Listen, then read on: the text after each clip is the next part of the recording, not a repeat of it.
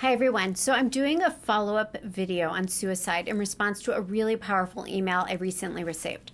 And my hope in doing this is ultimately to clarify a few very important points and to bring greater awareness to anyone who might be personally struggling with mental health issues, or to those of you out there who are acting as the ground crew here supporting someone who's going through a very difficult time. So here was the email. My husband and I follow you on Facebook. You had a video a while back where you were talking about how some people have suicide in their life plan. My husband took this as a permission slip or validation, that it's his way out, and keeps telling me if things don't get better, he's going to do it by January 1st. He's on the maximum dose of Lexapro, and it does not seem to be helping him. If you could do another Facebook post to clarify, I would be so grateful, as I don't know what else to do or how else I can help him or how to convince him otherwise. Wow. So this is big. In the video that this woman is referencing, I discuss suicide in the sense that it could be a part of some soul contracts, okay? And something that certain souls know is a possible outcome before they even incarnate into their body. But just because it's a possibility and that they could result in taking their life, it does not mean that they should. In fact, quite the opposite. It is not considered a permission slip to take one's own life. So in my years of doing readings, in my experience, what I've come to learn is that suicides fall into one of two categories. The first one being mental health related. They suffered from mental illness, they didn't get the proper care or treatment that they needed, and that resulted in them taking their life, okay? The second category, they were contracted to die young and or tragically, coming into this life with a very high probability of exiting at a very early or young or tragic age, and from natural causes. Now, natural meaning just playing out the role that they agreed to play out pre-birth for the sake of learning and or teaching or balancing karmic lessons. So ultimately, they sped up the process of the inevitable outcome by exercising their own free will rather than surrendering to God's plan. But for the sake of this video, I will be talking about the first category, those suicides that are mental health related. In the case of mental health related suicide, while the suicide is not entirely to blame for their action due to their genuinely compromised mind and mental well-being, mental health issues are not considered a permission slip to do so, okay? And as a really wise therapist once told me, mental illness is not an excuse, it's a responsibility. What that means is that if we know we are dealing with mental health issues, then it's up to us to get the proper care and treatment for it, rather than using it as an excuse for our actions or our inactions. Oftentimes, I've heard spirits say that we contracted the life lesson of mental illness as an opportunity to test ourselves, giving us the chance to humbly reach out and receive the help, support, the care that we need. Not doing so defeats the purpose of going through it, and we will likely have to repeat that lesson, be it in a future lifetime or in the spirit world. So I want to talk about a movie that beautifully illustrates a lot of this. And the movie is What Dreams May Come with Robin Williams and Cuba Gooding Jr. I highly recommend you watch it if you haven't already. So suicide is not deemed as a punishment, okay, but as a consequence. And the movie points this out. My readings have absolutely confirmed that. And it just reminds us that there is a consequence to all of our choices. And there are strong teachings in this film about how we create our own reality, both in this physical world and in the spirit world. And it also points out how heaven and hell are simply states of mind or consciousness, be it in this world or in the spirit world, right? So you can be in a living hell, so to speak, in this world. So it's it's in our own best interest to do the work that we need to do and to get the TLC that we need now while we're in a body to learn our lessons and to heal our wounds, and so that we can graduate from this lifetime with little to no karmic baggage. So when we cross over, we are held accountable for all of our choices, okay? We pick up where we leave off in our consciousness while we were in life. And I hear this all the time, and there's just no spiritual bypassing tolerated. And so I want to share with you a personal experience connected to my dad. For those of you who don't know my story, my dad died by suicide over 15 years ago, and his mother died by suicide.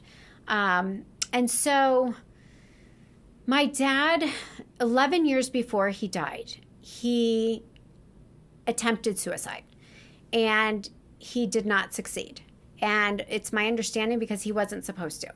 And so he had a huge wake-up call. He went into a mental hospital. He got the proper diagnosis, the proper medication, and the proper professional help that he really needed. And for those next 11 years, 10 years, let's say, he was amazing. He was balanced. He was wise. He was a different person because he had the chemical imbalance had been diagnosed and treated. And toward the end of that 10 years, he had lost his job and he was going through some financial hardship.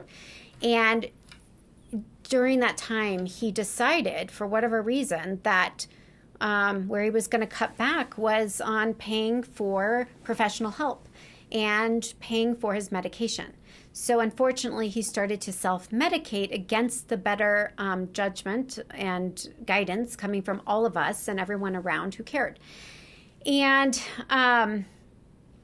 so at the same time, in those last few months, my dad was not only not properly medicating, but he was heavily meditating to the point it was unhealthy. 5 hours a day, every day. He was really losing touch with reality. So my dad wrote us a suicide note, and it was bittersweet because in this note, my dad explained to us that this was a gift for us, and because he could do more for us from the other side than he could do at this point in his life from this earth realm. And in my opinion, he was spiritually bypassing, okay? That was his excuse or his cop-out. And ultimately, guess what? His choice to take his life resulted in tremendous karmic consequences. It affected not only his soul, but all of us, all of his living loved ones who were left to clean up his mess and to sort through the needless, painful, horrible feelings that one goes through when one dies in this way. And so my dad, because he slipped into his ego, okay? Ego is edging God out. It's disconnecting from your higher self and source. He refused to get the help he needed, right? And he made that choice to take his life from that place, the lower frequencies of fear, desperation, and disconnection. So for several years after he died, I was struggling big time, wrestling with all the whys and what ifs. And my dad came to me at least half a dozen times over the course of several years. And he would show me where he was and what he was doing. And it completely confirmed what I hear all the time from all these spirits coming through. And that is my dad was picking up where he left off. And in one of the very first visitations he came to me, he was sitting in, it looked like a study, it looked like a jail cell, to be honest. And it was small, dimly lit with a fireplace and tons of books on bookshelves. And he was very sad and he was solemn and he was just sitting there shaking his head, contemplating and wrestling with his choice. And I woke up knowing that that was his way, his unspoken way of saying, I'm sorry. And I recognize the pain and hurt I've caused, not only myself, but so many. Okay.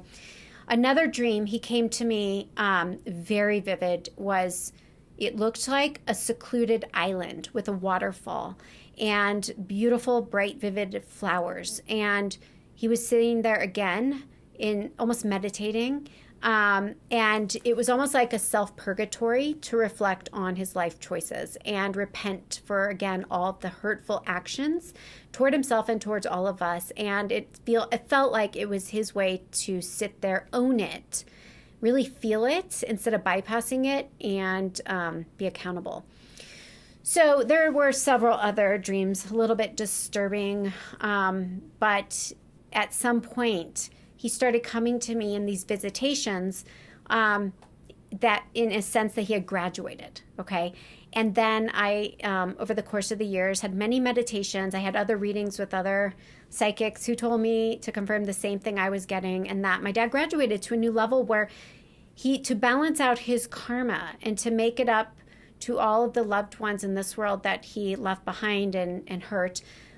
He is now acting as a guide or whatever cheerleader that someone needs at any point in their journey. So he really is doing a lot for us now. But the reason I share this with you is that it illustrates how no choice goes without a consequence. You pick up where you leave off in life, okay? So while we do have the free will to choose in this life, the goal is to make the highest choices coming from a place of alignment from our higher self versus making choices when we are in our lower self or that ego place, okay? So that we can transcend all of these challenges that we signed up for, so that, that we can learn, we can grow, and we can evolve our soul. So in the first video that I put out a few months ago, I shared that video with the intention to comfort the living, okay? All of us survivors who are left behind questioning and struggling, to give comfort in the sense that there was nothing more that they could have done to prevent that death. And in that video, I strongly encouraged those who are living and those who are struggling to reach out for help. Both to your support system in this earth world and also to your team in spirit. And that's a really important part of my message, as we all have the free will to make changes to our soul contract and to adjust our life path. There are many, many resources, as we know, available, including hotlines, health professionals, counselors, energy healers, you name it, that may be able to offer anyone struggling additional help. And to those struggling, such as, this woman's husband, to really recognize, to be humbled that it's okay. It's not only okay, it's important to ask for the help that you may desperately need. We're not meant to do it alone. And as always, prayer and meditation might also be really useful to anyone struggling right now, and calling on that spiritual support system for the courage and the strength you might need to get through a hard time. So I am personally sending out so much love and light and healing energy to this woman and her husband, and to anyone out there listening to this who might be struggling at this time. We're in hard times, and a lot of people are going through it. And so I send you my thoughts, my prayers for increased strength and courage, for the divine blessing and for support that you might need to transcend whatever darkness you might be feeling and to be lifted into higher light. I hope this was helpful, and I really encourage you to put to practice some of the suggestions that I put out there. If you feel that you are struggling, because just know you are never alone. You are always divinely held, and your team and spirit is there for you if you simply just call on them. As always, I am wishing you brightest blessings and all love.